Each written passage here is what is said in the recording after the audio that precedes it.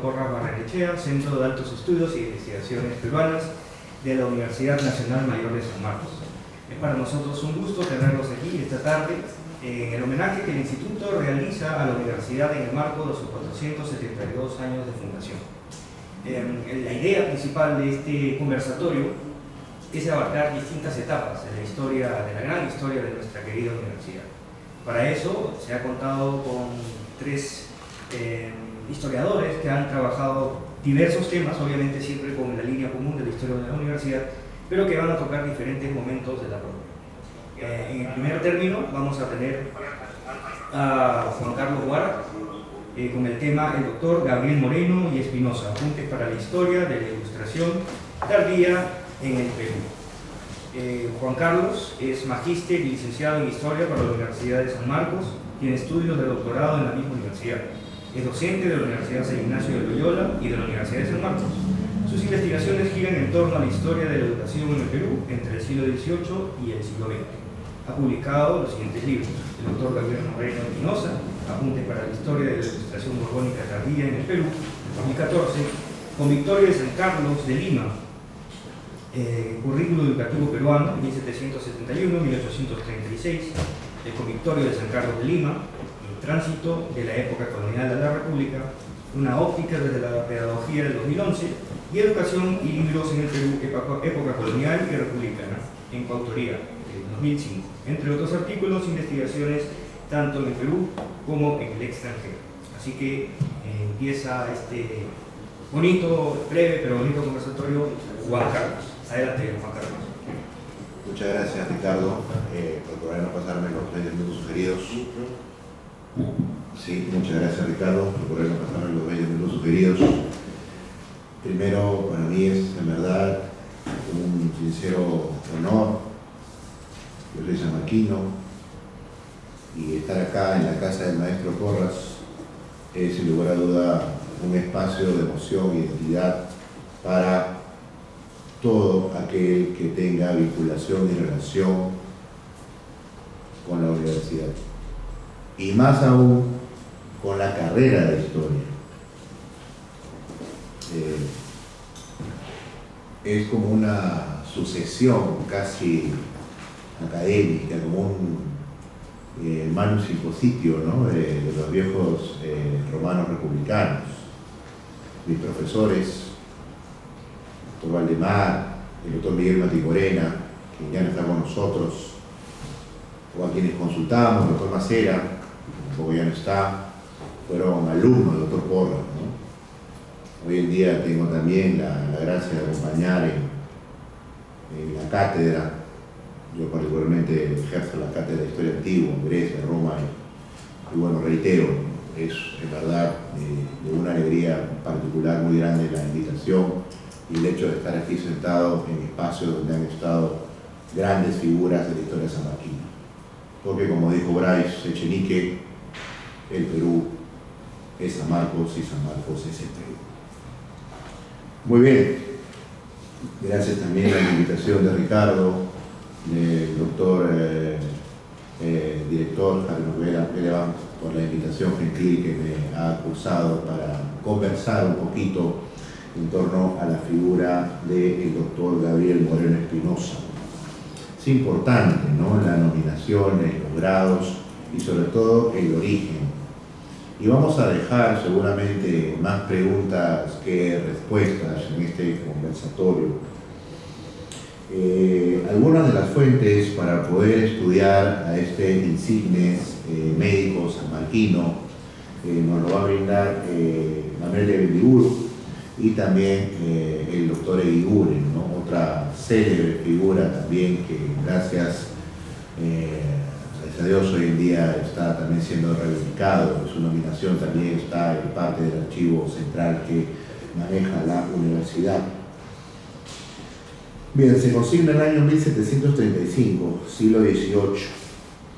Aquí seguimos sobre todo a Emilio Balizán, quien considera que es precisamente el 19 de marzo de 1735, aunque por supuesto con aclaraciones respectivas, ¿no? porque tenemos también otros, por ejemplo, un almanaque de los conocidos por la época colonial que consigna su nacimiento el 18. Entonces, tenemos esa primera duda, no sé si es entre el 18 y el 19 de marzo. Bueno, también agregamos que sus progenitores son Francisco Moreno y Tiburcio Espinosa.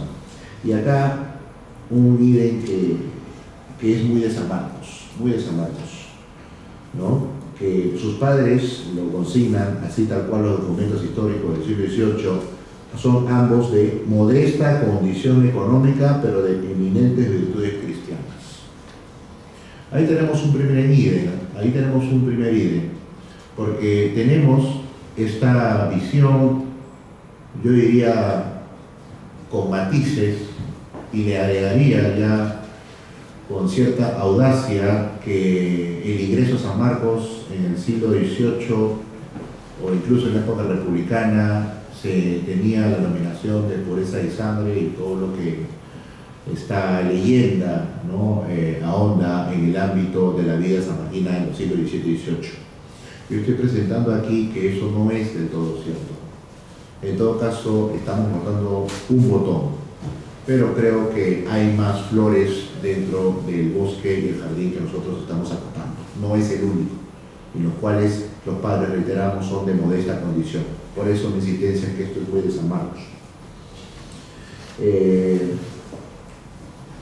Enrique Paz Soldán, otro historiador, nos menciona, del siglo XIX, sus padres, dice, cito, ¿no? Sus padres medianamente acomodados fueron don Francisco Moreno y don Tiburcio Espinosa. Conocieron su vocación de temprana edad y lo condujeron por el campo de las letras. Siendo niño fue admitido en el oratorio de San Felipe Neri. Se hallaba dotado de percepción clara, juicio exacto y circunvención. Su niñez fue una floración de esperanza. Tuvo una juventud inquieta por las ciencias, se le temía y admiraba por sus conceptos, como también se le quería por su sencillez y humildad, sin egoísmo ni pretensiones. Tenía un gusto muy delicado y una memoria muy feliz. Sus pasiones eran tranquilas, sus conocimientos universales. Es por ello que en Camino Insospechado lo colocarían como uno de los padres de la medicina peruana contemporánea, bueno, medicina peruana. Aquí estamos viendo nosotros la vinculación importante con la Iglesia. Y es que, y esto lo hemos mencionado ya en eventos anteriores, la expresión educación, iglesia en la época ilustrada no es de antagonismo, eso es lo que hemos venido trabajando, es de una compenetración y consenso mutuo. Eso me gustaría subrayar. A veces nosotros encontramos dentro de la historiografía que hay una especie de antagonismo, ¿no? El convictorio frente a San Marcos, el virrey Abascal o los virreyes últimos que mencionaban que el convictorio de San Carlos en la Pipeda conspiraba. Particularmente tomo la universidad y la iglesia como un espacio en el cual ambos están contribuyendo a la formación de lo que hoy en día podríamos llamar después cuadros académicos, ¿no? Pero de ahí también jalar para poder nominar que esta formación solamente está creando un batallón, entre comillas, ¿no? de burócratas, eso tampoco es tan cierto. Porque hay otros espacios de formación, como los colegios, y no solamente el colegio de Cacique de Lima, San Felipe y San Marcos, así se denominaba. Están también los colegios, por ejemplo, de las otras órdenes, el colegio San Pedro Nolasco, los Mercedarios, el colegio de los Agustinos. Es decir, hay distintos espacios en los cuales hay formación de lo que denominaríamos hoy en día cuadros académicos, pero jalarlo bajo la nominación de que este era el cuadro del batallón de burócratas también considero que es una nominación un poquito audaz, ¿no? Continuando con nuestro biografiado, vemos nosotros que hay una referencia directa con Cosme Bueno. Vamos a ver cuál es. Se forma el sabio limeño doctor Abel Moreno, médico, naturalista. Aquí estamos citando a doctor Javier Prado, catedrático de San Marcos, cosmógrafo del virreinato, miembro de la Real Academia de Madrid, y escritor adiestrado y galeno, como lo demuestra su notable estudio sobre la coca, publicado en el Mercurio Peruano. Se dedica también con gran capacidad de conocimientos a los estudios científicos. El padre Francisco González Laguna, viceprovincial de la Orden de Agonizantes, eminente botánico, que cooperó eficazmente al éxito de la expedición científica de Ruiz Pavón y Dumbe, así como la de Pineda, Janque y Lee. Escribió también en el Mercurio Peruano. Vemos aquí que esto que mencioné al principio, esta especie que habría ya que ponerle algún nombre seguramente, ¿no?, de sucesión de maestro a discípulo, y me llena de un poquito de vanidad, lo cual no es bueno tampoco, un pecado capital, pero es correcto. Es decir, hay una relación vinculante, yo creo, esto sí falta una investigación más profunda, pero al menos esta investigación académica así lo demuestra, entre el maestro y el aprendiz. En este caso, entre el doctor Cosme Bueno y el doctor Gabriel Moreno. Y es más, a esto también le podemos agregar que el discípulo del doctor Gabriel Moreno va a ser un eminente académico como es el doctor Hipólito Unanue. Es decir, estamos ante una vinculación maestro-discípulo de 3 generaciones: Cosme Bueno, Gabriel Moreno e Hipólito Unanue. Esto es importante aquí de anotarlo. Ahora, algo que creo yo responde más a la curiosidad, pero bueno, es también de interés anotarlo. ¿Cuál era la condición socioeconómica? Estos términos son necesarios, sí, pero habría ya que darle un contexto en el tiempo presente, en lo que estamos viviendo, ¿no? ¿Cuál sería la condición socioeconómica de nuestro biografiado? Aquí seguimos tanto analizando como Paso Land, ¿no? Ellos mencionan que se trataba de peregrinos medianamente acomodados. ¿Qué podemos intuir al respecto con estas pocas palabras que, rebuscando los textos, podemos nosotros hallar? Se trataba de trajinantes, comerciantes entre las serranías de Lima y la ciudad capital misma. No poseemos información suficiente para confirmar si la afiliación de Gabriel Moreno es esta, ¿no? Pero lo que sí nos queda fuera de toda duda, primero, que sus padres son cristianos, son casados por iglesia. Eso sí, no hay duda alguna. Si no, no hubiese podido ingresar a la universidad. Y que los padres tienen los contactos suficientes como para poder embarcar a su hijo primero en su formación a través, en este caso específico, ni siquiera de una diócesis común, sino a través de una orden religiosa. Y esto también es importante de acotar, porque recordemos que desde el siglo XVI la conquista y proceso de evangelización espiritual del país estuvo principalmente bajo las manos de las órdenes religiosas. Así que tenemos ahí mucho hilo que seguir acotando. En este caso particular, sus padres logran conectar, alinear, que los padres de San Felipe Neri les den las primeras letras, ¿no? Ahora, para ingresar a los colegios en el siglo XVIII, el rango de edad era diverso, no se presenta como lo entendemos hoy en día, los tantos años, hasta iniciar los tantos años de la primaria, tantos de la secundaria, no funciona así. Para entrar a los colegios había que saber leer, escribir las 4 operaciones, y podías entrar en un rango desde 8 o 7 años hasta los 16 o 18 años. Por eso tenemos pues a Morales Duárez, doctor con 19 años, a Quijano con 21 años, grado de doctor, porque entraban pues a muy temprana edad a los colegios, ¿no? Colegios con los cuales era más que suficiente para que tengan ellos un prestigio académico, ¿no? Su ingreso a San Marcos va ya por otras, digamos, va por otros orígenes, ¿no? Vicente Morales Duárez, el mismo Hipólito Unanue, nuestro biografiado. Bien, Entonces vemos su vinculación con la congregación del Oratorio San Felipe. Hay alguna vinculación interesante que encontramos nosotros en el texto de Pasolán. Moreno tenía concluido los estudios de humanidades y de filosofía de su tiempo. Este es un dato importante.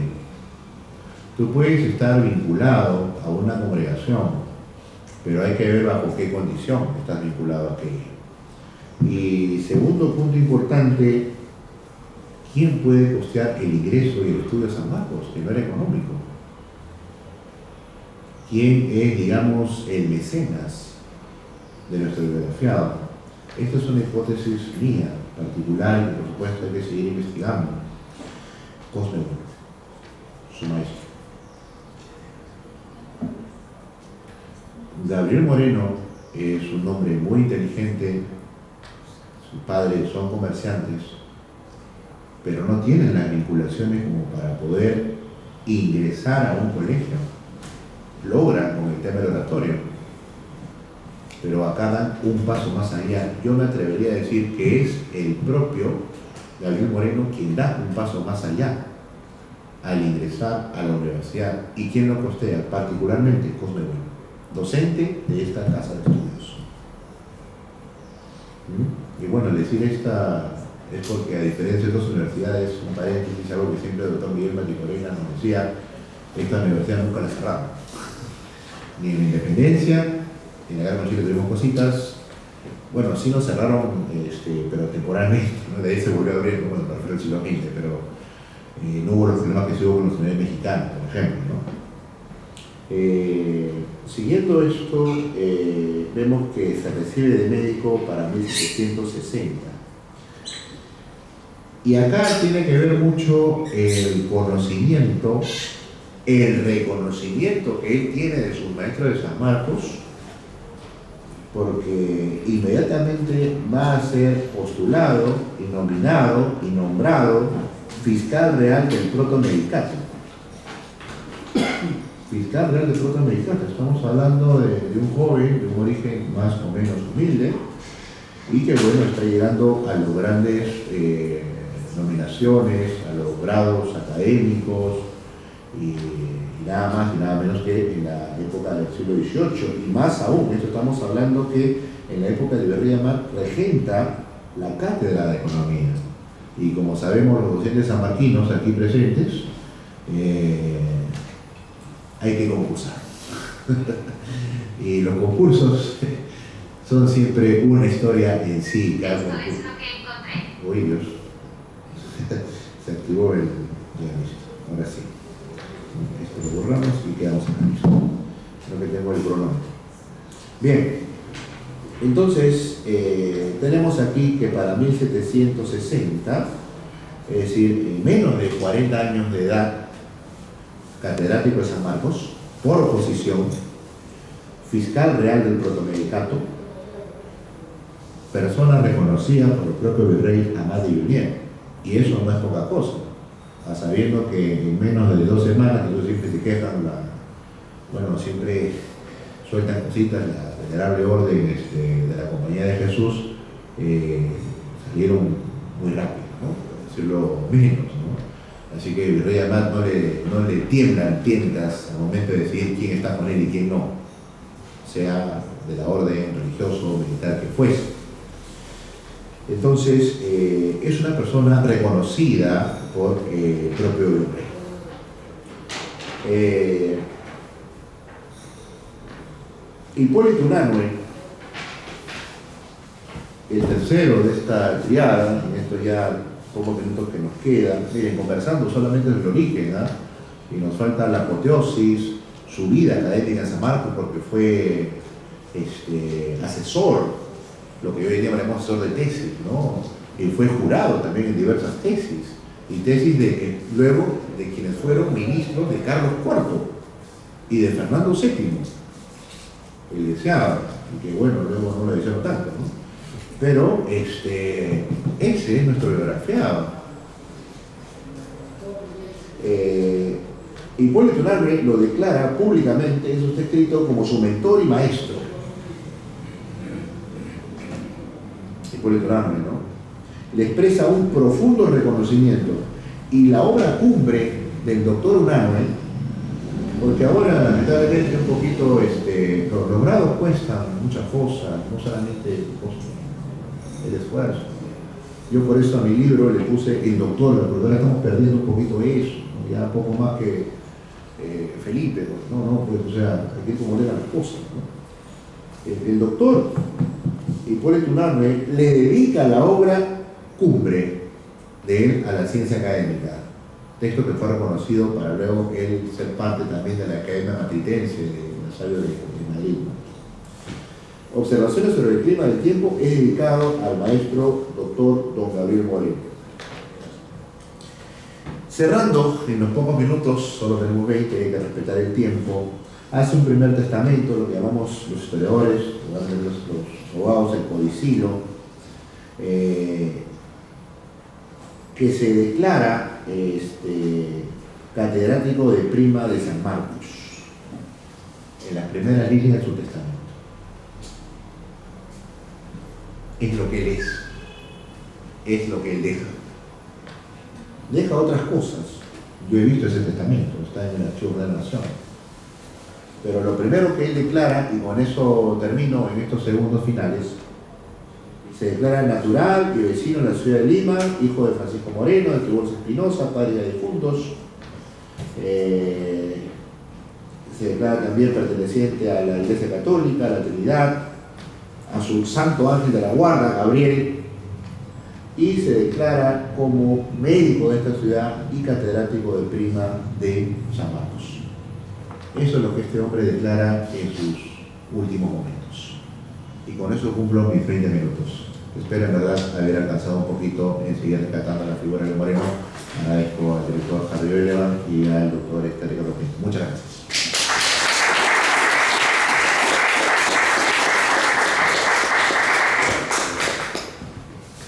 Muchas gracias, Juan Carlos. Miguel es un personaje importante, trascendente, que llama mucho a la investigación. Bueno, ser preceptor de Unanue ya es bastante, ¿no? Bueno, eso ya lo vamos a ver en la etapa de preguntas y escribas del público. A continuación, invitamos a Jesús Martínez Laya. Él es licenciado por la Universidad de San Marcos en Historia, egresado de la maestría de Historia también por la misma universidad. Dirige su investigación a la historia de la Universidad de San Marcos, de lenguaje político y sobre patrimonio cultural. Ha sido director del Archivo Histórico del Archivo General de la Nación en el 2020-2022, jefe del Archivo Histórico Domingo Angulo de la Universidad de San Marcos, del 14 al 20, y ha publicado San Marcos, Testimonio Histórico Documental 1551-1820, colaborador en el libro Historia de la Universidad de San Marcos, de las reformas borbónicas a la consolidación de la República, 1770-1860, y autor en el libro Barrios Altos, Historia y Evolución Arquitectónica. Con ustedes, Jesús Martínez Laya.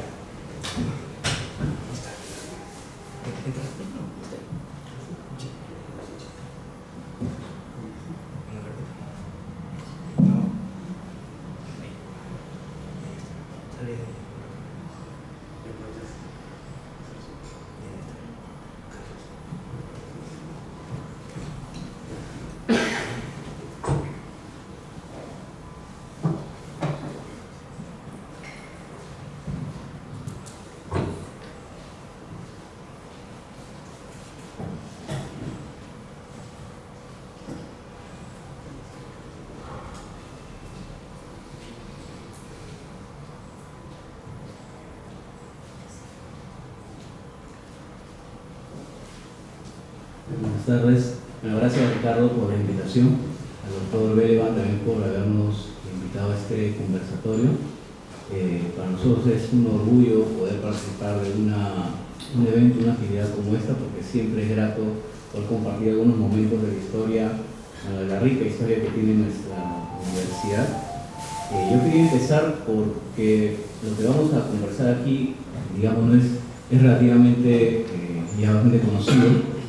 Maestros como Miguel Mati Corena, Luis Antonio Liguren, Daniel Valcárcel ya lo han tratado con anterioridad, han hecho investigaciones, pero a raíz de algunos trabajos y de la responsabilidad que nos tocó asumir en San Marcos en su momento, pudimos completar o complementar parte de las investigaciones que estos maestros habían desarrollado. Bueno, para empezar, como siempre nos gusta decir a los historiadores, vamos a ver el contexto.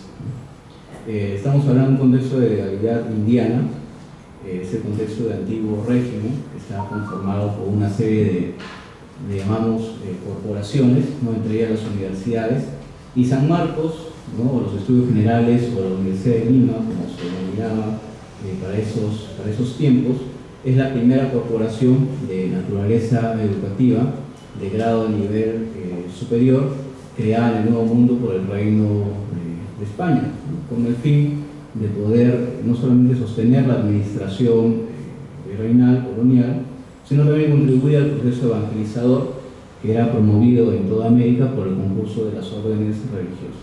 Entonces, un primer asunto aquí es tener muy presente el protagonismo de los religiosos, que fue fundamental desde el origen de San Marcos. La bula papal, que es el tema que vamos a conversar, justamente refleja estas condiciones de la llamada legalidad indiana sustentada en el Real Patronato. Ahora, brevemente, porque ese también es un tema bastante amplio, el patronazgo. Bueno, el patronazgo era un acuerdo de poderes entre las supremas potestades civiles y las eclesiásticas, ¿no? Digamos, el rey, en términos simples, colaboraba con la iglesia económicamente, y la iglesia, o el papa, o el pontífice, reconocía la soberanía del monarca en su reino, ¿no? Es decir, por ejemplo, antes de emitir algún documento pontificio, llámese bula, o breve papal u otro documento, debía ser validado previamente por el Consejo Real. Entonces, para el siglo XVI, las universidades, para ser consideradas como tales, pasaban por dos procesos regulares, ¿no? Dos procesos formales, iniciaban como reales y continuaban como pontificias, ¿no? Es el caso, efectivamente, de los estudios generales de Lima, es decir, a las credenciales reales que San Marcos, por la Universidad de Lima, adquirió en 1551, en 1571 incorpora el título de pontificio, alcanzando así los grados o las gracias, ¿no? Semejantes, similares a los de la Universidad de Salamanca, ¿no? Uno de ellos, por ejemplo, el privilegio de que sus grados académicos tengan valor ecuménico, es decir, valor internacional o universal.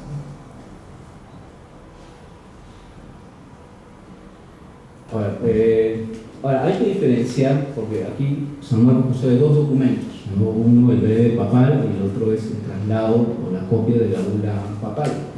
Entonces, para diferenciarlos brevemente, los dos documentos, bueno, la bula papal es un documento emitido por la Cancillería Apostólica, ¿no? Por el cual el pontífice, en uso de su autoridad jerárquica, ¿no? Dispone de ordenanzas, gracias, decretos de urgencia, emite juicios relacionados a la administración eclesiástica, ¿no? Y no solamente eso, también tenía ciertos alcances a nivel de la administración civil. El término bula proviene del latín bulla, ¿no? Que originalmente portaban los hijos de la nobleza romana. De ahí que una de las características de la bula, hemos podido ver en algunas imágenes y otras, el sello redondo, ¿no? Que se presenta sobre el documento. Bueno, una bula se caracteriza por un grado mayor de solemnidad, ¿no? En su composición. Posee una extensión grande, tiene algunos elementos singulares, como la salutación, que es el saludo con el cual inicia, ¿no? El nombre del sumo pontífice, seguido del Scopus, el nombre del obispo, y del título Servus Servorum Deis, siervo de los siervos de Dios. Es firmada por el Papa, como sus cardenales, quienes no envían el documento original, sino una transcripción, ¿no? Un transcriptum, una copia o un traslado, como es el caso de San Marcos.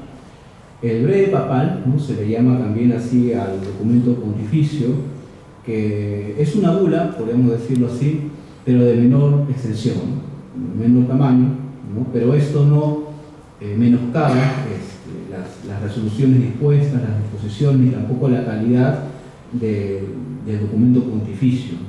¿no? En ambos casos, tanto la bula como el breve papal representan la autoridad, a la máxima autoridad de la Iglesia Católica, es decir, al Papa, ¿no? Para el siglo XVI da la curiosidad de que se piden una mayor cantidad de breves, ¿no? Esto porque en el trayecto de que la bula llegase a su destino se podía perder, porque la bula era un documento bastante ornamentado, ¿no? El mismo sello llamaba la atención y se extraviaba a veces en el camino, y por eso se consideraron que podían emitirse estos documentos, ¿no? Ahora, aquí el dato curioso, ¿no? Es este redescubrimiento, que en algún momento creo que también lo señala Valcárcel, y es que el documento del traslado o copia, ¿no? A la cual San Marcos hace referencia como bula, efectivamente pues no lo es. Es decir, San Marcos no tiene la bula papal, ¿no? Sino lo que tiene es esta copia. Precisamente este documento grande que nosotros apreciamos en las exposiciones y en las fotografías se generó a solicitud de la universidad, que no lo tenía. Para ser exactos, no estrictamente hablando de lo que llamamos en los archivos los tipos documentales, lo que San Marcos tiene es una copia, ¿no? Una copia autenticada, ¿no? A partir de su solicitud. Lo que pudo haber pasado es que, puede haber habido una confusión, porque en el mismo documento de traslado, este documento grande, que estoy en el archivo, se señala muchas veces bula, ¿no? En varias oportunidades, y puede que el mismo discurso, no reiteradas veces de la universidad, se haya mencionado San Marcos en la bula, presentamos la bula papal, pero bueno, exactamente no lo es, ¿no? Pero sí San Marcos custodia el breve papal, ¿no? Este documento que ya le hemos señalado. Bueno, esta es la característica del breve. En la imagen pueden ver este documento que se custodia en el archivo. Y ya, pasando un poco la historia propia de los documentos y su relación con la universidad. Bueno, San Marcos se fundó en 1951, ¿no? Desde su fundación hay un vínculo, digamos, de origen, ¿no? Porque está bajo la tutela de los padres de la Orden de los Predicadores, la Orden de Santo Domingo. Hay que recordar que el primer local de la universidad o de los estudios generales fue en el convento de Santo Rosario, ¿no? De los dominicos. En 1571 los dominicos son desplazados del gobierno de la universidad, esto porque ingresan nuevas órdenes religiosas y los laicos van cobrando más protagonismo, ¿no? Incluso en 1571 San Marcos, la universidad, nombra a su primer rector seglar, ¿no? Don Pedro Fernández de Valenzuela, y hay aquí un hecho paradójico, ¿no? Porque San Marcos obtiene el documento pontificio cuando ya los dominicos ya no contaban con el poder que tenían antes en la universidad, ¿no? De esta manera se dice pues que San Marcos era real mientras se encontraba bajo patrocinio religioso, y al perder el dominio eclesiástico, es decir, de los dominicos, y quedar bajo potestad real, se convertía en pontificio, ¿no? Ahora, la diplomacia de la época consentía que los religiosos, ¿no? Podían hacer gestiones para solicitar este documento ante el pontificado, como es la bula papal. Efectivamente, en 1569, Fray Francisco de Victoria inicia estas diligencias, pero el rey, ¿no? El rey también estaba facultado para poder solicitar el Papa, ¿no? Es decir, así el rey, por ejemplo, solicitó las bulas para la confirmación de las universidades no solamente de Lima, sino de México y la de Santo Domingo, ¿no? El soberano ejecuta este pedido a través de su embajador en el Vaticano, Juan de Zúñiga, solicita al Papa Pío V la emisión de la bula papal para los estudios generales, ¿no? Ahora, con el breve papal, ¿no? De Pío V, el Papa Pío V, no solo se confirma la fundación de los llamados estudios generales o de la Universidad de Lima, sino que también se refunda en virtud de su autoridad pontificia y perpetúa sus privilegios, ¿no? Con ese documento complementa la Real Provisión de Carlos V, ¿no? De 1551, enfatizando en los privilegios que tendría la universidad, semejantes, como hemos dicho, a los de la Universidad de Salamanca. Bueno, el documento se encuentra en el archivo histórico Domingo Angulo, ¿no? En la sede central, y existe también lo que mencionaba, este documento de traslado, la copia autenticada de la bula papal, que está fechado el 30 de junio de 1574. Y bueno, y acerca de este traslado, o esta copia de la bula original, ¿no? Diremos que su importancia radica en que es un documento original, ¿no? Es solicitado por la universidad a condición de que sea una reproducción fiel, ¿no?, del contenido del documento pontificio de Pío V, con todas las prerrogativas que las letras apostólicas de 1571 estipulaban, y con la copia autenticada, ¿no?, la universidad preserva el contenido de uno de sus principales sustentos que certifican su origen. Bueno, el próximo año este traslado, esta copia original cumple 450 años, ¿no?, en custodia de la universidad.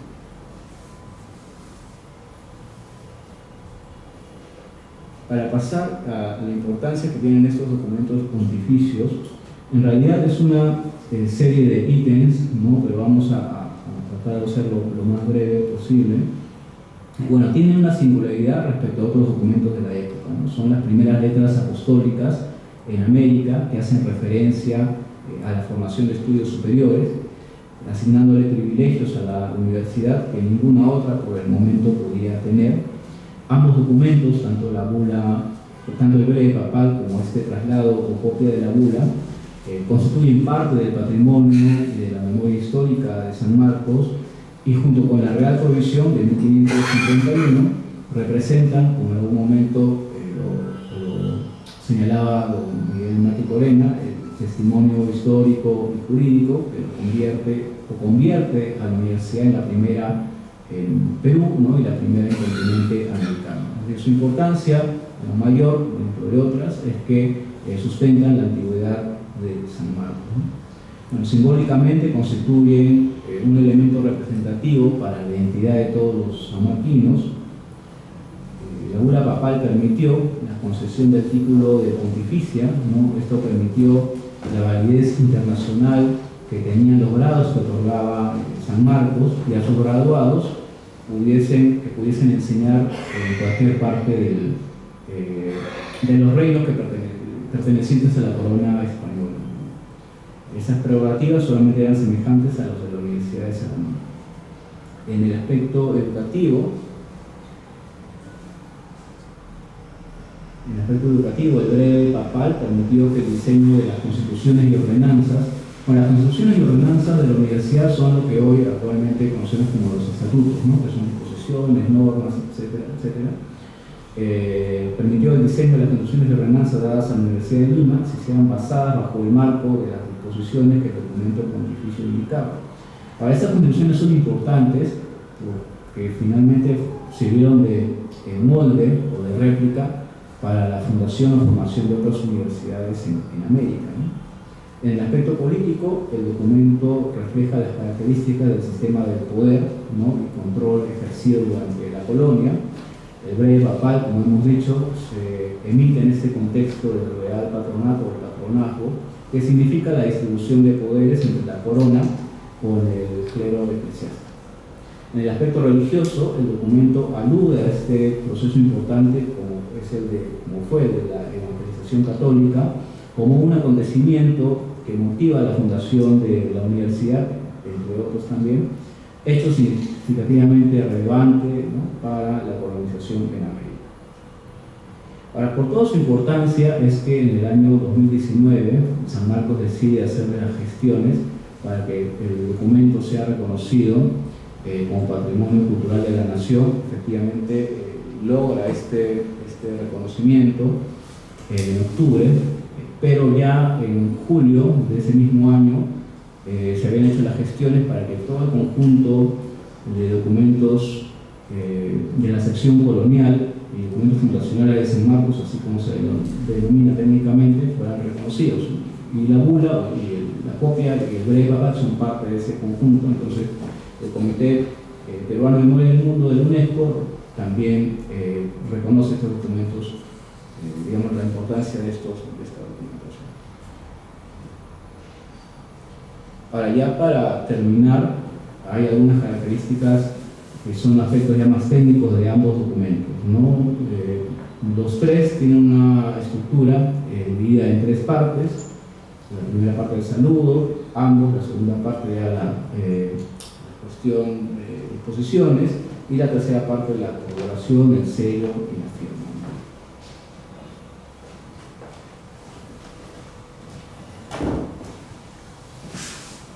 En cuanto a la lengua y escritura, bueno, el documento en el caso del breve papal se encuentra escrito en latín y el contenido ocupa toda la página. Tiene trazos ascendentes y descendentes característicos de la tipografía gótica, y han existido algunas traducciones, ¿no? Varias traducciones. La primera es de 1681, ¿no? Por el fraile dominico Juan Meléndez, y la última fue realizada por la doctora Brecht-Ichter y aparece en la revista de los Anales Universitarios. Valcárcel también la reproduce en su libro de San Marcos, Universidad Decana de América, de 1968. En el caso de la lengua del traslado o copia de la bula papal, bueno, el anverso se encuentra manuscrito en castellano antiguo, en su primera y tercera parte, por su estructura que hemos presentado anteriormente, y la segunda parte sí está completamente en latín, no ocupa la parte central del documento y corresponde al manuscrito original de la bula papal Exponit Nobis de 1571. Claro, su transcripción de este documento, por su extensión, facilita mejor su lectura, incluso por el tipo de letra, el tamaño del documento, a diferencia del breve papal, que es mucho más reducido, un tanto más compleja su lectura. Y por último, sus elementos, sus características físicas, que como repito, son cuestiones un tanto ya más técnicas. Bueno, ambos documentos pertenecen al tipo de letras apostólicas y a la categoría de los prescriptos, son respuestas o solicitudes o consultas, ¿no? Ya he mencionado que ambos tienen sus diferencias, ¿no? Pero no invalida la importancia ni el contenido que ambos tenían, ¿no? Sino más bien no afecta a la jerarquía tampoco, porque ambos son emitidos por la Cancillería del Pontificado, ¿no? Pero no obstante sí hay diferencias, ¿no? Hay diferencias que es importante remarcarlas y que nos sirvió también para poder hacer las gestiones de declaratoria de patrimonio cultural de la nación. Bueno, yo se los puedo compartir, ¿no? Seguramente en la diapositiva, para que puedan tener alcance y conocer un poquito mejor de los documentos que custodia nuestra universidad. Yo me quedaría hasta aquí, quiero agradecer una vez más la invitación. Y nada, muchas gracias.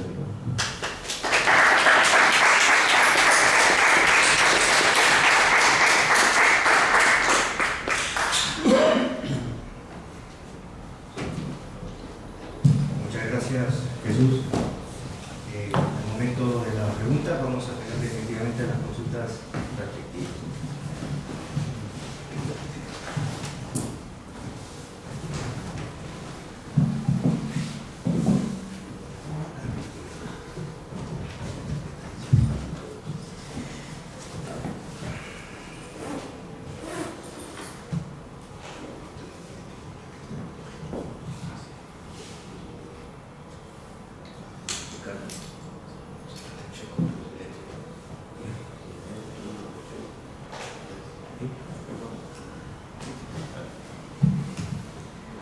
Bueno, en primer lugar, saludar a todos nuevamente. Es de verdad un gusto tenerlos esta tarde para tocar un tema tan bonito, tan apasionante como es la historia de San Marcos. Y más que nada es el homenaje nuestro, el Instituto Raúl Porras Barrenechea, a la institución, a nuestra alma mater y a la que nos alberga, que no es para menos. Bueno, si bien es cierto, ya no estamos mayo, pero no está de más hablar siempre de la historia de San Marcos en cualquier momento del año. En esta oportunidad he hecho un resumen de lo que se ha publicado, que obviamente no voy a tomar la libertad de leérselos para no fallar en los datos que son precisos y creo que necesarios para que puedan conocer bien lo que voy a presentarles hoy día. Bueno, el tema es es el elogio de los libertadores, la presencia de José de San Martín y Simón Bolívar en la Universidad de San Marcos. Como dije, he salido a la nutrida y vasta historia de la tradición de la Universidad de San Marcos, cuya participación institucional y de sus representantes en los diferentes episodios de la historia del Perú resulta innegable. Uno de estos episodios vincula directamente a los libertadores José de San Martín y Simón Bolívar con la Universidad San Martín, cuando ambos emblemáticos personajes fueron homenajeados con sendos recibimientos y elogios universitarios. Episodios que no resultan una mera anécdota, sino un hecho de consideración que refleja cabalmente aquel periodo clave de transición entre el viejo y el nuevo sistema político, donde los cuerpos literarios, con aquella mesocracia ilustrada, ornada que los entendidos como Basadre, que lo denominó clase media ilustrada, o Ela Dunbar Temple, que denominó burguesía criolla intelectual, cumplieron un rol fundamental a modo de engranaje al promover el cambio desde el ámbito cultural, ideológico y científico, pero obviamente correspondiendo al tiempo, con una irónica paradoja, aún que no se alejaba de las viejas formas que habían esculpido el espíritu institucional y el valor tradicional por más de 3 siglos en nuestra universidad. Es interesante y a modo de antecedente mencionar lo que voy a tratar, ¿no? Este es el fondo para poder comprender lo que se va a llegar hasta el final. La Universidad Sanmarquina tuvo su propio y variado calendario festivo, cuya praxis solemne estuvo ligada al fastuoso programa de celebraciones limeño de la misma ciudad. Aquella conjunción práctica de tradiciones y ceremonias poseía un carácter aplicativo, obligatorio, como según se estipulaba en las propias constituciones de la universidad. Y cito: se guardaban por días festivos las vacaciones, y más todas las fiestas de la ciudad guardar, y los días de rogaciones y el octavo de Corpus Christi, y sus fiestas que la universidad celebrara, conforme a estas constituciones. Cierro comillas. Estas normativas tuvieron una larga vigencia que no sufrieron variantes ni añadiduras por más de casi 300 años. El variado calendario solemne festivo universitario comprendió esenciales ceremonias como el Día de San Marcos, patrón de la universidad, las festividades de San Bernardo, las fiestas de doctores de la iglesia, las celebraciones por las elecciones de un nuevo rector, pasacalles previos a la obtención de grados académicos, por haber ganado un alegato en una oposición de cátedra, vejámenes solemnes, etcétera, etcétera, etcétera, ¿no? Desde el siglo XVI hasta inicios del siglo XIX, cuando se da el cambio que vamos a ver ahora. Asimismo, la universidad engarzaba su siempre principal participación en las actividades del calendario festivo de la ciudad, con la celebración de, por ejemplo, canonizaciones místicas, fastos religiosos, etcétera, que nunca la universidad fue ajena. Como en este caso, este óleo que se encuentra en la iglesia de la Soledad, al lado del convento de San Francisco, recrea la participación, entre otros, de estudiantes sanmarquinos en el Corpus Christi. Es un lienzo de 2 partes, en horizontal, que bueno, se puede, no se nota ahí muy bien, pero si uno se acerca, pues puede ver a los estudiantes del siglo XVII. Es más, se ven hasta seminaristas y estudiantes de colegio. Aquí, en esta parte, justo aquí, se ve a estudiantes del seminario de Santo Toribio con sus lobas y becas, ¿no? Y bonetes en la cabeza, propio del estudiante de la beca. Bueno, esto de aquí, esta imagen da cuenta de cómo más o menos era el ritual previo a las celebraciones que he mencionado, ¿no? O sea, siempre existía el momento previo al momento principal, que era esto. Era una procesión, era un paseo académico donde encabezaba el cortejo, los bedeles con las masas de plata, para que en medio se encuentre el rector y todo su claustro con los diferentes colores e insignias que pues ameritaba su cargo en el rango universitario, ¿no? Aparte de esto, aparte de la forma, existían otra parte de la ceremonia, que era el convocar a una justa literaria. Una justa literaria básicamente era un concurso en el cual los hombres de letras de la época eran invitados a reñirse, ¿no? Vamos a decirlo así, en letras, para que cuando tengan la victoria puedan estar en el día principal, que era el elogio a la persona que se le iba, en este caso, la bienvenida a un virrey. Lo que vemos aquí es el cartel que se ponía en la ciudad, en diferentes partes de la ciudad, en las plazas principalmente, donde se convoca a diferentes personas que estuviesen interesadas en participar. Era la convocatoria y abajo se ve la lista de premios que tenía cada uno, el primero, segundo, tercer, cuarto puesto. El primer puesto podía ganarse, por ejemplo, una tetera de plata, el segundo puesto una fuente, y en fin, ¿no? Los premios variaban según la importancia del lugar en el que quedaba. Bueno, esta justa literaria era previa a lo que luego la persona que ganaba participaba directamente en el elogio. Claro, esto no es que no existiera un lugar que podía ser en cualquier sitio, esto se daba principalmente en la universidad, y es en esta sede, en la tercera sede histórica de la Universidad de San Marcos, que estuvo ubicada en la Plaza de la Inquisición. Bueno, hoy esto ocupa el Palacio, parte lo ocupa el Palacio Legislativo. Fue la Casa de Jóvenes Mestizas de San Juan de la Penitencia desde 1557 hasta 1867.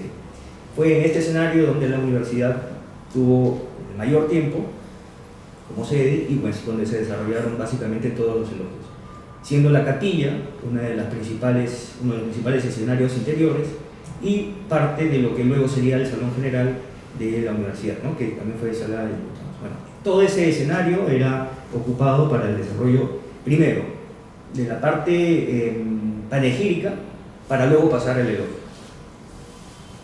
Y definitivamente un elemento importante de esta puesta en escena era la cátedra.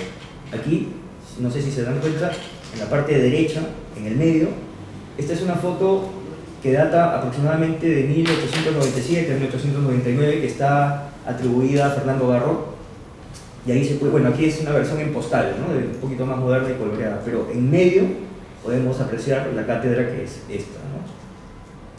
Que es lo único que ha sobrevivido y que se encuentra en el Centro Cultural de San Marcos, que pueden apreciar que está detrás de la capilla de la Virgen del Loreto. De Nuestra Señora de Loreto.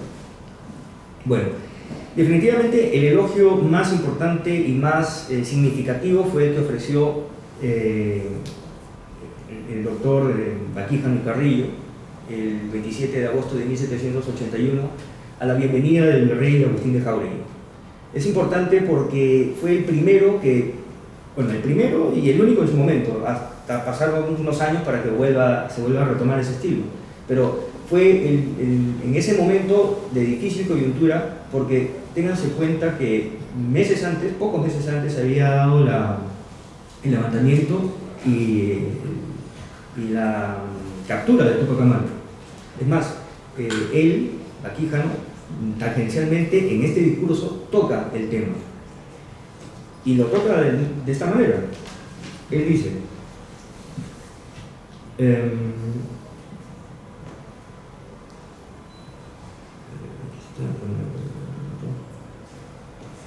y lo dice así: redobla en los corazones el ardor de la venganza, la cual se alimenta del odio pintado a la América anegada en la sangre de sus propios hijos asesinados en plazas públicas.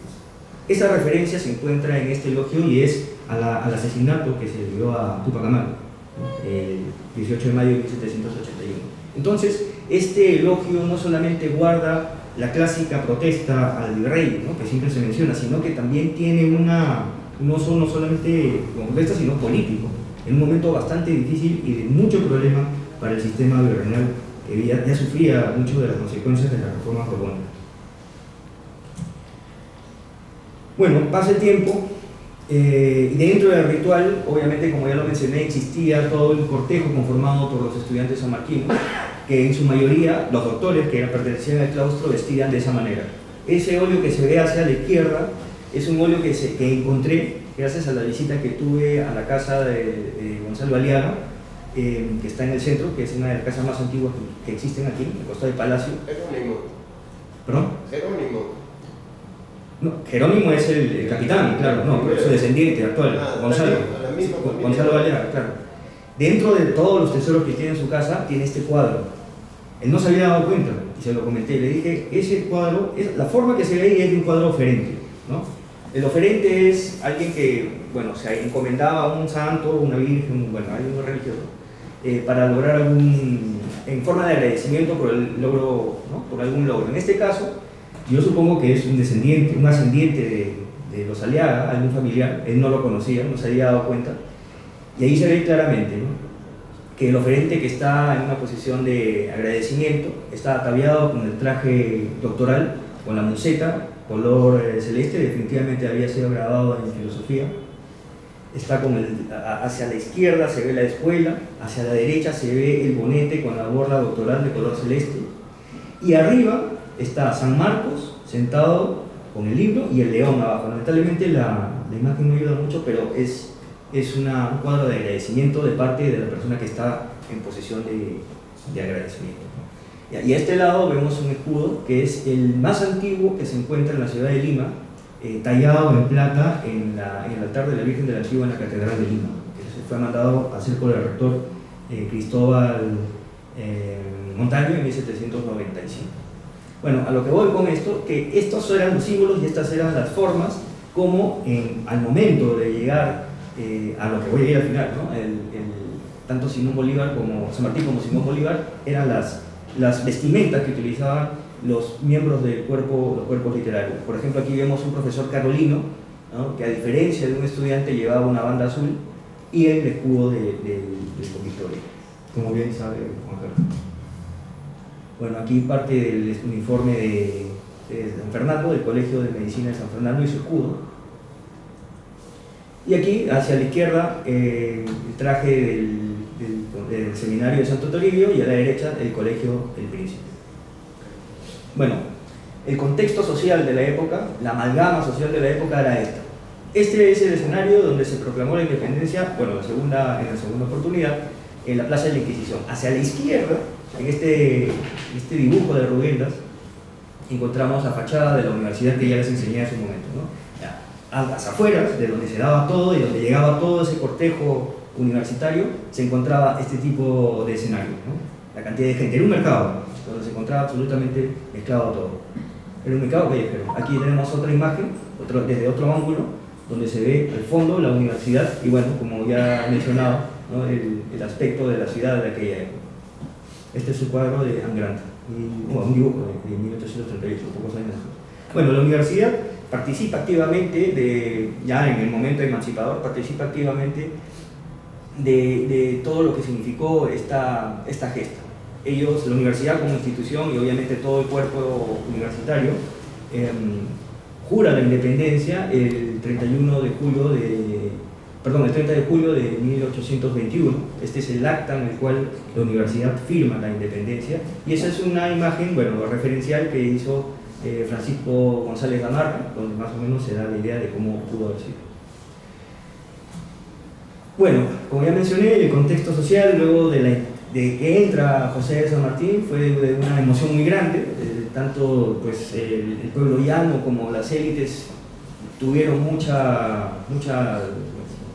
sufrieron una emoción muy grande al tener a esta figura que ya había trascendido pues a través de las diferentes comunicaciones.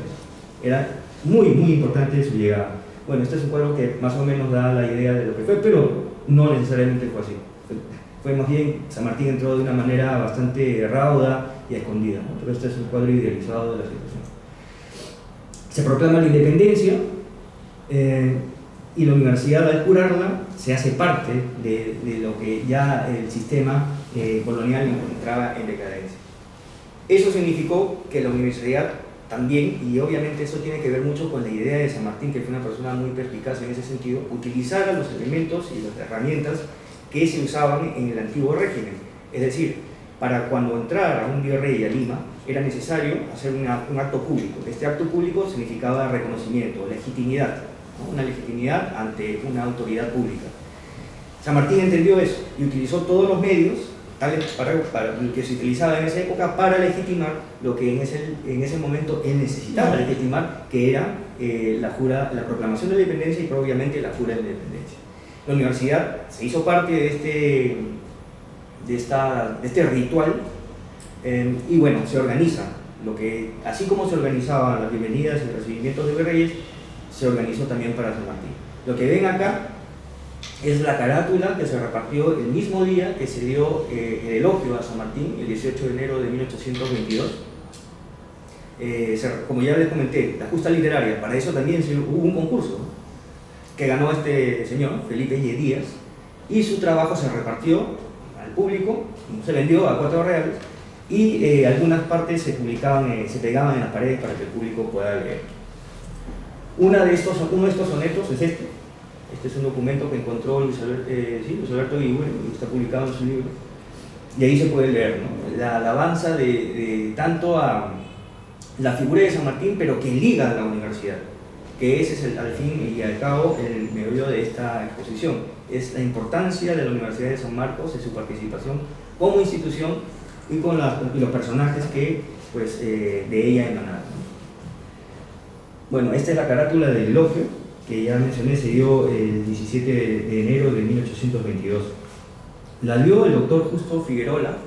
Para lograr dar un elogio era necesario tener una importancia dentro del claustro universitario, ser uno tal vez de los más destacados miembros del claustro. Bueno, por lo general eran personajes ligados a la Facultad de Jurisprudencia, y Justo Figuerola en ese momento pues, fue el designado para dicho fin.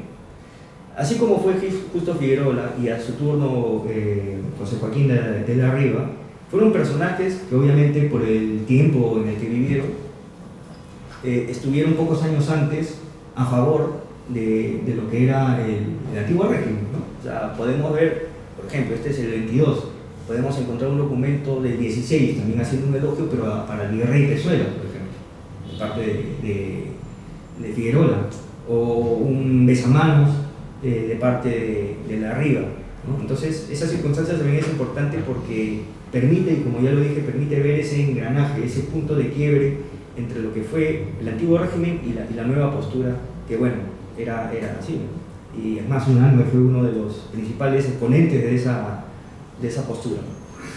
Bueno, aquí tenemos a Justo Figuerola, es uno de los pocos óleos que se han encontrado de él, y su firma.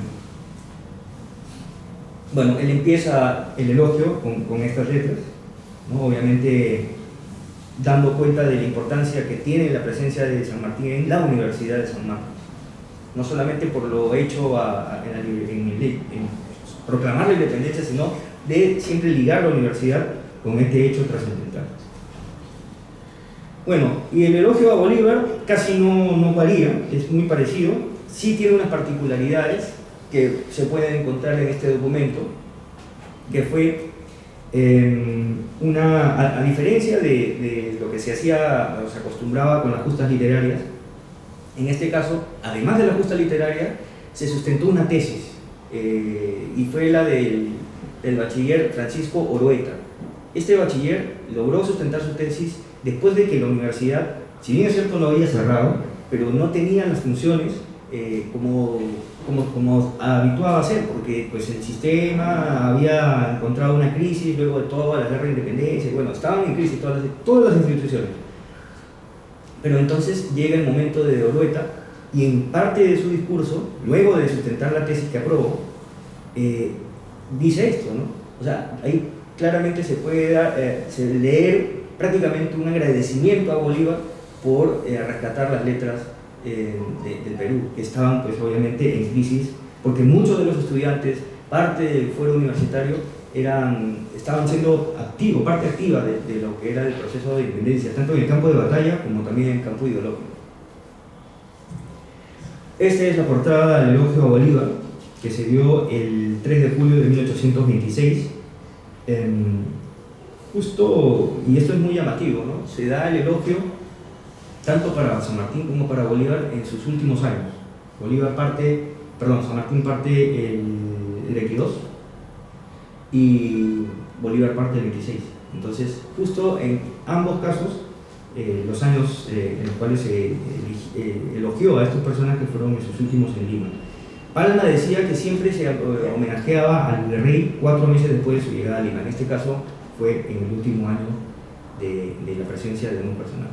Esta es la firma de la Riva, un personaje que, por cierto, fue biografiado por Raúl Porras Barrenechea, que tal vez es la mejor biografía que existe sobre este personaje, muy polémico para su época. Tuvo problemas por todos lados y con todas las personas. Entonces, fue una persona que tuvo pues, algo tan especial que el mismo día que hizo el elogio a Bolívar, se puso mal. se le fue la voz y tuvo que ser reemplazado por otro doctor, no terminó el elogio. Y es más, el mismo Larriva le escribe a Bolívar, bueno, esto es parte de lo que se mencionó en el elogio a Bolívar, ¿no? En la batalla de Pucho, la batalla de Junín, a Sucre, se menciona. Aquí está. Esto de aquí le escribe Larriva a Bolívar, ¿no? Que es básicamente una disculpa por no haber culminado el elogio, ¿no? De que era una persona importante y que, pues, en este caso, que lo disculpara porque lamentablemente se enfermó. Bueno, cosas de la vida, ¿no? Y bueno, y no quedó ahí. A diferencia de Bolívar, perdón, de San Martín, que San Martín era una persona muy escueta, que era muy lacónico, Bolívar, ¿no?, aprovechó la oportunidad para agradecer en público por lo que se había sucedido, ¿no? Y dio estas famosas palabras que el doctor Valcárcel logró recuperar un documento que lamentablemente se ha perdido y que solamente está publicado en ese libro, ¿no? Y aquí, pues, Simón Bolívar expresa toda la gratitud al claustro universitario por pertenecer a la Universidad de San Marcos y pues, por el honor que se le había otorgado de ser parte de ella y pues reconocer su trascendencia en América como una institución pues, de lujo.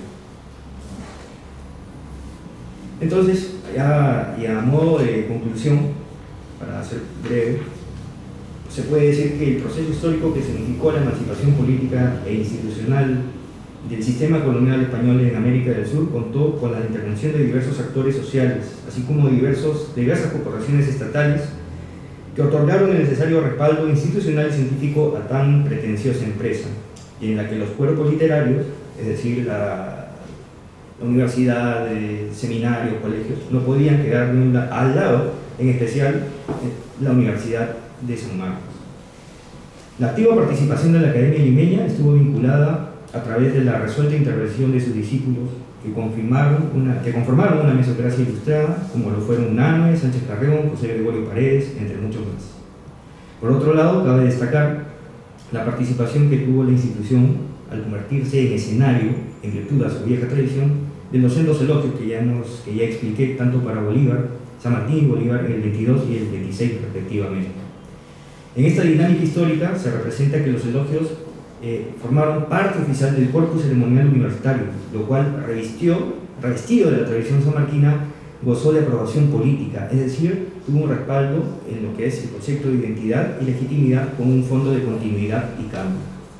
Y finalmente, a través del ritual de la ceremonia de los elogios, se estableció un significado histórico especial que devela aquellas dinámicas que surgieron de la relación con las viejas instituciones coloniales, cuyo respaldo, en fondo y forma, fue fundamental en el momento emancipador y que permitió la construcción de lo que sería el nuevo Estado peruano. Y para terminar, quiero agregar un punto que mucho no se habla y que, bueno, creo que este es el momento, ¿no? Ya lo habló Jesús sobre el tema de la conservación de documentos en su exposición. Yo creo que también, ya que hemos estado conmemorando el Bicentenario, y bueno, seguimos conmemorando el Bicentenario, pero el Bicentenario de la Proclamación, es importante que estos documentos, tanto el elogio a San Martín, que ya cumplió 200 años el año pasado, y está próximo a cumplir el elogio a Bolívar, 200 años, la universidad también, no sé si tú ahí puedes entrar a tallar, Jesús, ya que hiciste alguna vez con alguno, también será reconocido como documentos, ¿no?, que guardan esa importancia patrimonial. Ahora, no solamente eso, también está la cátedra, está la campanilla, ¿no?, y hay muchos elementos que estuvieron presentes en este momento tan importante, siendo la única institución académica, la única institución que albergó tanto a San Martín y Bolívar en su historia. Bueno, con eso culmino y pues creo que pasamos a la etapa de preguntas, si tienen algunas por... Muchas gracias.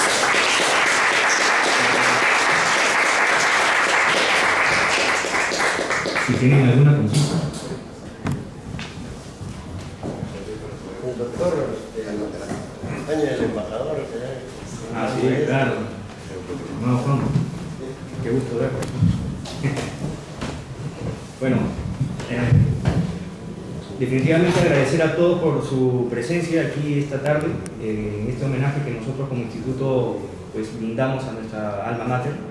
Definitivamente es algo que queremos que sea permanente, que cada año pues tengamos siempre una reunión como esta de diferentes temas, porque la universidad pues tiene para mucho, ¿no? O sea, justo hoy alguien escribía por ahí, no se olviden de la guerra con Chile, bueno, y hay un montón de temas que podemos tratar desde la perspectiva de la historia de la universidad. Bueno, sin más, agradecerles. Sí, doctor Palomino, por favor. Qué gusto, gracias por estar aquí. Felicito a Magíster Ricardo Pinto y a los expositores que han llevado a término los temas muy puntuales, un poco trajinados, en buena hora, y por supuesto también reafirmar de que en la Universidad de San Marcos son todos los días. Ya se dijo que la historia de San Marcos y la historia del Perú, la historia del Perú y la historia de San Marcos. Por lo tanto, San Marcos se viste intelectual todos los días. Y eso es lo que se ha hecho tratado en este casco viejo que vivió, cuyo legado histórico y geográfico es impresionante, el maestro doctor Rafael Pichera. Yo tenía una inquietud nada más en lo que dijo el joven historiador Juan Carlos, cuando habló del oratorio de San Felipe Neri. O sea, el oratorio de San Felipe Neri está ¿dónde? Porque en Valencia hay unidades. Esto es algo muy importante porque también mencionó a Vicente Guadalupe. Y Vicente Guadalupe está enterrado justamente en el sótano del viejo auditorio San Felipe Neri en el casco viejo de Cádiz. Entonces esa es la duda que yo tenía con relación a lo que mencionó el oratorio San Felipe Neri. Muchas gracias, doctor Palomino Macheo. El oratorio San Felipe Neri es la orden religiosa que ya tiene cada vez menos presencia para el siglo XIX colonial. Cuando menciono el tema de presencia, me refiero principalmente al tema de número. Ya habían pasado los tiempos en los cuales los conventos femeninos y las torres religiosas pues necesitaban espacios grandes para poder albergar a sus 40, 50, 60, en algún momento del siglo XVII, estudiantes, aspirantes a frailes. Yo lo que he contabilizado, personas, algunos de ellos ahorita se me están yendo de la mente. Bravo de Lagunas, por ejemplo, el conde Bravo de Lagunas, es también miembro del oratorio. Estamos hablando para 1808, 1790, menos de 10 personas como unidad. Ahora, en la pregunta específica del espacio, ahí no tengo yo referencia, ¿no? Yo lo que he encontrado son las personas que están vinculadas, uno de ellos, el que mencioné, dentro de la biografía que he trabajado, del doctor Rui Moreno, pero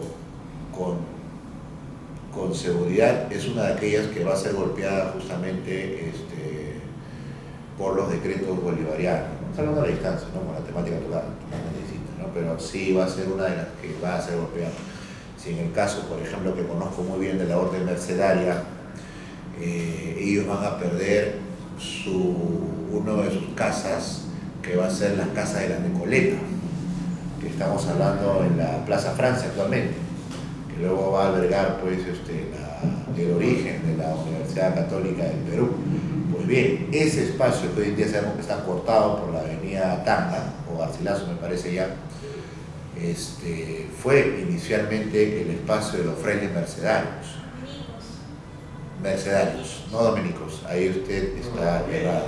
Sí. Y de eso hay documentación por parte de los propios mercedarios. Le voy a mencionar de dónde.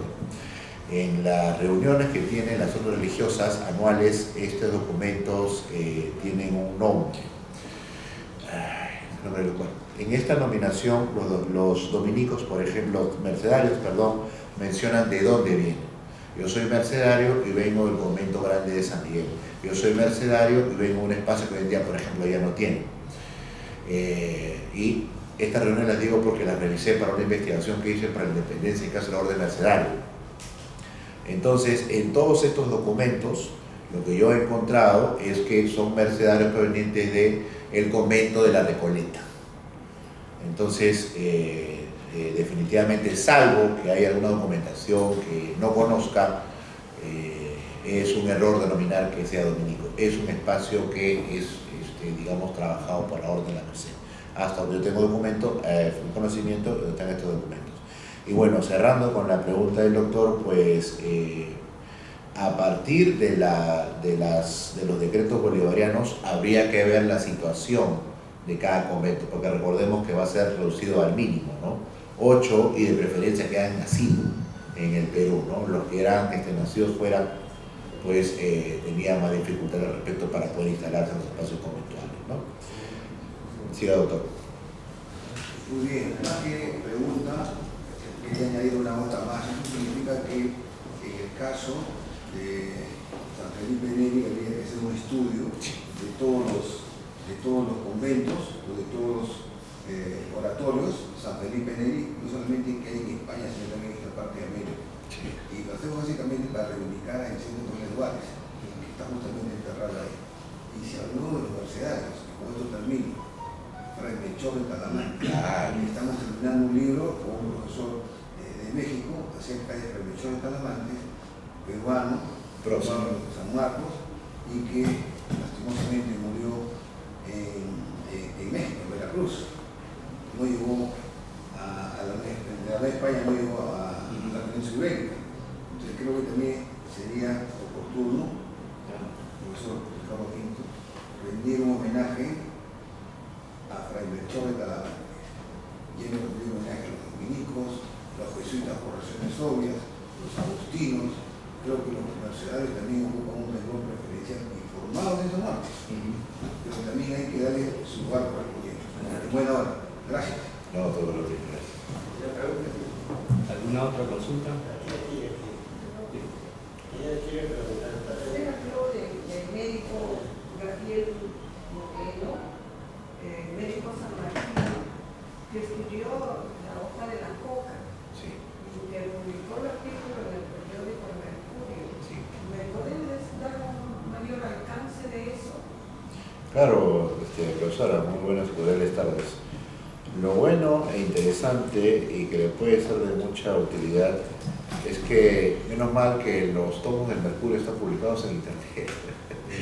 Bueno, yo los tengo, los que sacó el doctor Durán, ¿no? En copia geográfica, ¿no?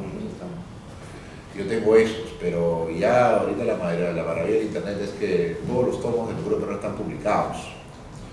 Entonces, no recuerdo exactamente en el tomo en el cual publica este estudio sobre la coca, pero sí le doy el alcance que es un estudio principalmente naturalista botánico. Ojo con eso. No es un estudio social de los alcances y consumo de la coca. Habrá una referencia mínima, pero el estudio es principalmente naturalista, botánico, climático, ¿no? Que es propio de la ilustración peruana. La ilustración peruana se caracteriza en cada particularidad del espacio hispánico en América por tener esta vinculación en forma indirecta con la tierra, los frutos que ésta tiene y la riqueza que ésta puede traer tras sí, ¿no? Pero ese es, incluso hay también una referencia médica, pero ya del consumo, la sociedad, hay líneas, o sea, no es mucho, es principalmente esa línea.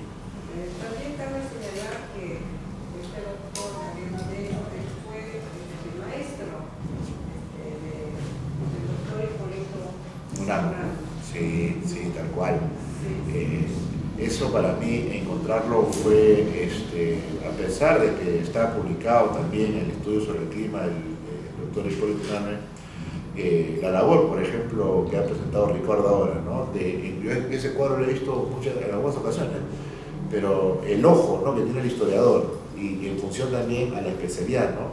Que en el fondo estaba San Marcos. Yo justo conversaba con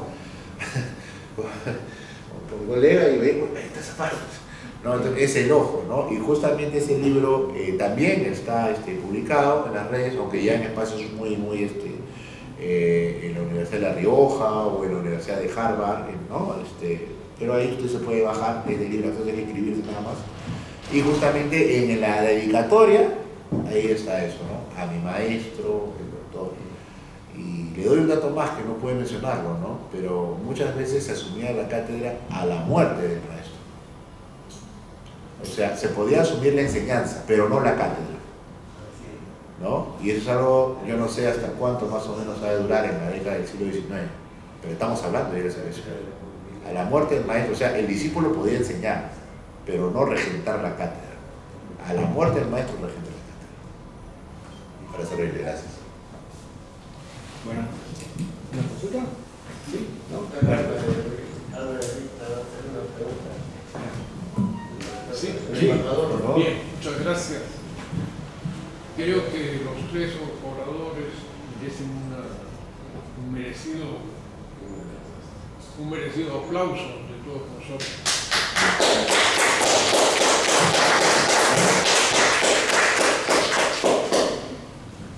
Realmente cada uno de los tres ha expuesto puntos que podremos pasar 4 horas haciendo preguntas.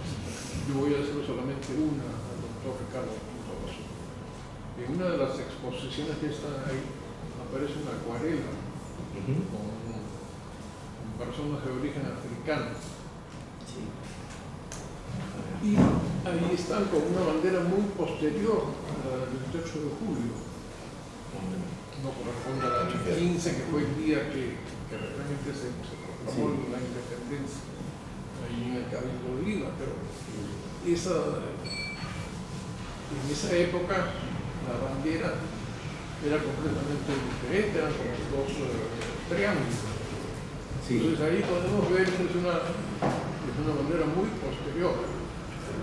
Se conoce quién pintó esa acuarela. Son acuarelas de Pancho Fierro. Porque Pancho Fierro. también había otro acuarelista. Sí, animal, pero estas son de Era Pancho Fierro. de Guayaquil, si no me equivoco. Sí, bueno, usted sabe que no tenía no era exacto a veces, ¿no? De Pancho Fierro. Dibujaba, bueno, por su recuerdo más que nada, ¿no? Sí, se pintaban casi en serie, también eran como las postales Sí. que en una época se enviaban, que ahora ya es una costumbre casi desaparecida. Sí. Pero ahí hay un error histórico de quien pintó eso. Si se la atribuimos a Pancho Fierro, Sí, ¿cómo Pancho Fierro pudo haberse equivocado así? Si la atribuimos al otro acuarelista, de la de Guayaquil, ahí podría pensarse que hay un mayor margen, ¿no? Porque parece que ese señor no estuvo en Lima en el momento de la independencia. pero estas sí están atribuidas a Pancho Fierro, ambas están.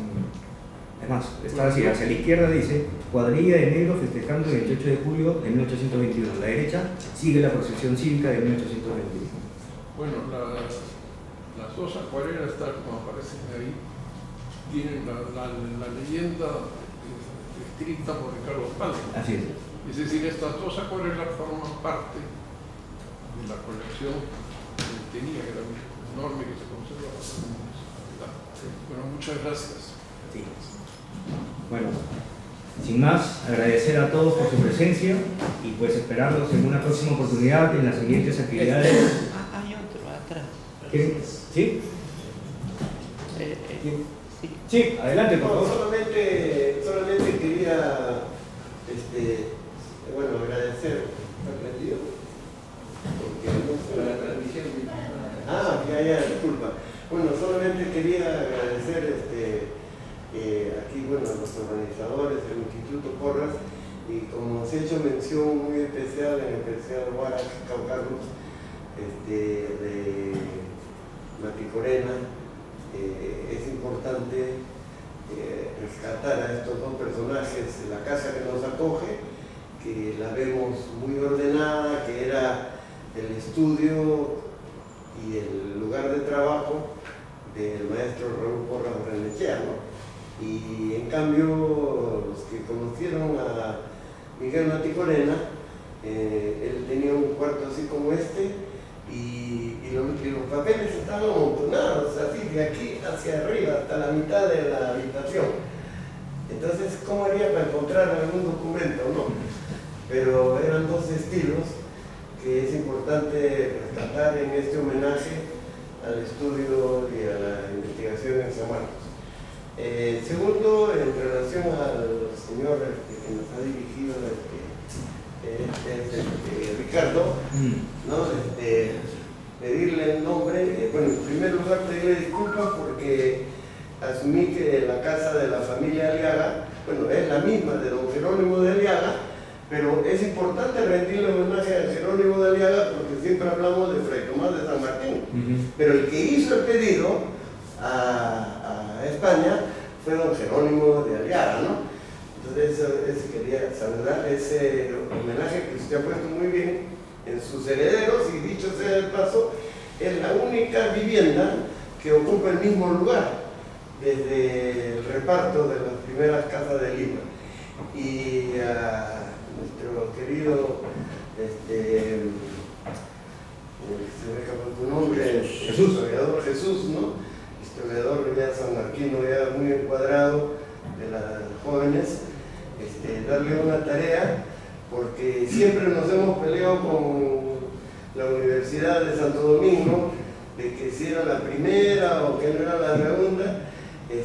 Seguramente que cuando él fue estudiante era de los que estaban en contra del historiador Manuel Burga, que sencillamente quitó eso de Cana de América y le puso fundada en 1500, bueno, la fecha de nada más. Entonces, pero es importante que él tiene los documentos, las bulas, que haga una difusión masiva, por lo menos a nivel de los estudiantes, porque hasta ahora hay mucha gente que está muy molesta porque se le quitó eso de Decana de América, ¿no?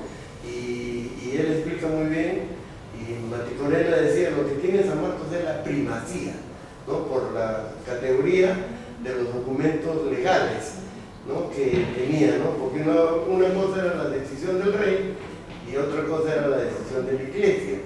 Entonces, eso lo ha señalado muy bien Jesús. Y en todo caso sería una recomendación que lo difunde y lo publique. Y muchas gracias a todos, y en especial pues, a los sanmarquinos que nos escuchan y nos ven con la radio y televisión sanmarquina. Gracias. No, gracias a usted y a todos. Y definitivamente este homenaje a la universidad, no solo a la institución, obviamente también es a las personas que han pasado por ella, hombres y mujeres de ciencias y letras, que han hecho y siguen haciendo esta institución más grande cada día, ¿no? A los que estuvieron, a los que están y a los que vendrán. Adelante, sí. ¿Se puede? Claro que sí, con gusto. De repente, abusando de su tiempo, solo por conocimiento, ¿cuándo se convierte y por qué en Universidad Nacional San Marcos? Correcto. Y una segunda pregunta, que es algo que nos dice, ustedes son historiadores modernos. El siglo pasado, cada década pasa más rápido. Hace poco, 23 de mayo, se cumplió 100 años de una gesta político-obrera estudiantil, ¿no? Lo que fue la constitución del presidente Leguía, la declaración de Jesús. ¿En qué contexto la pregunta? En el sentido de que ustedes, como historiadores del futuro, ¿cómo avisoran que va a llegar San Marcos 500 años en el 2051?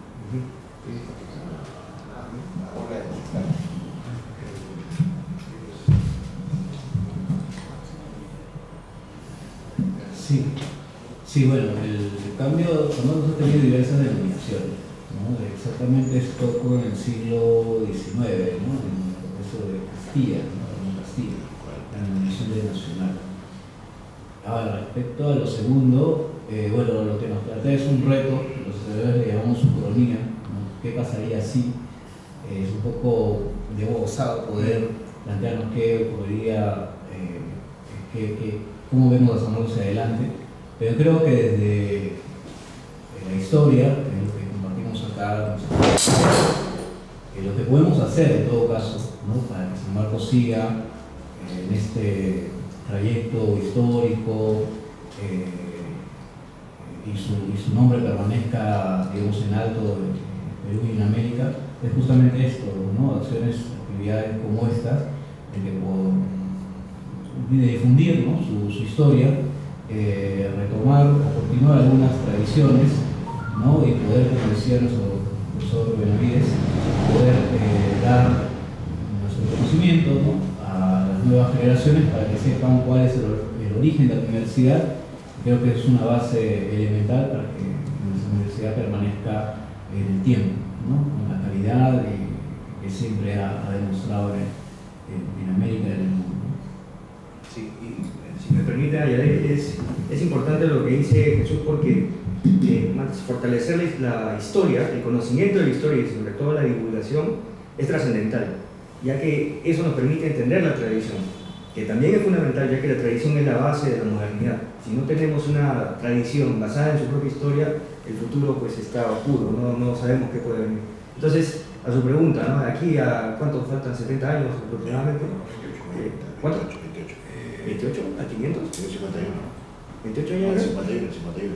Ajá. Caramba, no sé, somos de historia, o sea que bueno, ya, los años que falten, lo que tenemos un trabajo pues arduo, ¿no? No solamente la gente que, bueno, los historiadores, creo que todos, ¿no? Todos los que pertenecemos a San Marcos, cada uno desde nuestra área, pues tenemos que sacar esto adelante, ¿no? Claro, nosotros como historiadores vamos a tratar de preservar. No, ¿cuántos años? Sí, para llegar a los 500 años, 2051. 51 años, ya. Sí. 31 años. Bueno, ojalá lleguemos. Menos 23. Son 28 años, sí. No, 28 años. Bueno. Ahora lleguemos. Sí. Es la idea. Bueno, a lo que iba es que la universidad, como todos nosotros, ¿no? Seamos sanmarquinos o no, la verdad, ¿no? O sea, San Marcos es una institución nacional, o sea, va más allá de ser o no sanmarquino, ¿no? O sea, es algo que tenemos que preservar, es parte del patrimonio del país. Entonces, si queremos que nuestra universidad, siendo sanmarquinos o no, llegue en buen nivel, pues está en cada uno de los ciudadanos que pues, exijamos lo correcto en la medida de lo posible y elijamos bien, ¿no? Porque al final ahí viene el debate, ¿no? Viene el detalle, ¿no? O sea, si elegimos mal, pues las cosas van a ir mal. Entonces está en nosotros como ciudadanos trabajar para que el futuro tanto de San Marcos como institución y de todas las instituciones que conforman el país pues lleguen al mejor puerto de acá de 28 años. Sí, solo también para cerrar, gracias por la pregunta. Yo cerraría con una anécdota. Alguna vez trabajé, estuve vinculado con un vicerrector de investigación, doctor Velarino, y bueno, entonces hubo una reunión de rectores, de vicerrectores de investigación, ¿no? Y bueno, estaban los vicerrectores pues, de la Universidad del Pacífico, la Universidad Católica, universidades privadas de mucho prestigio, de mucho recurso. Y bueno, entonces toca lo que toca a cada institución. ¿Cuánto se invierte en por temas de investigación, ¿no? El vicerrector de investigación del Pacífico gastamos esto, ¿no? El rector de la Católica, en ese tiempo incluso esta anécdota tiene nombre y apellido, era el doctor de Alessio, ¿no? Tanto gastamos. Bueno. Y nuestro vicerrector de San Marcos, y bueno, gastamos esto, ¿no? Y todos los vicerrectores de investigación lo voltean, lo miran, bueno, termina la reunión y se acercan, ¿no? El vicerrector de investigaciones de la Católica, el doctor D'Alessio, el vicerrector de San Marcos, el doctor Bernardino, y le dice, oye, Bernardino, ¿cómo hacen ustedes para tener ese presupuesto que no es ni la tercera parte de lo que nosotros inventamos y estar siempre entre los 3 o 4 de investigación, todos los rankings de todos los años? Y la respuesta, pues, eso es San Marcos, ¿no? Nunca deja de estar presente en temas de investigación, aún con lo que tiene, ¿no? Esa es la línea. Hemos publicado en el siglo XVIII, hemos publicado en el XIX, y respondiendo a la pregunta del profesor, con toda seguridad, el 51 nos vamos a agarrar, si es que estamos con vida, gracias a Dios, publicando también, seguramente, investigando. Eso. Bueno, muchas gracias a todos por venir y como decía, los esperamos en una siguiente oportunidad en nuestras actividades institucionales aquí en su casa, el Instituto Raúl Porras Barrenechea. Bueno, muchas gracias y hasta la próxima.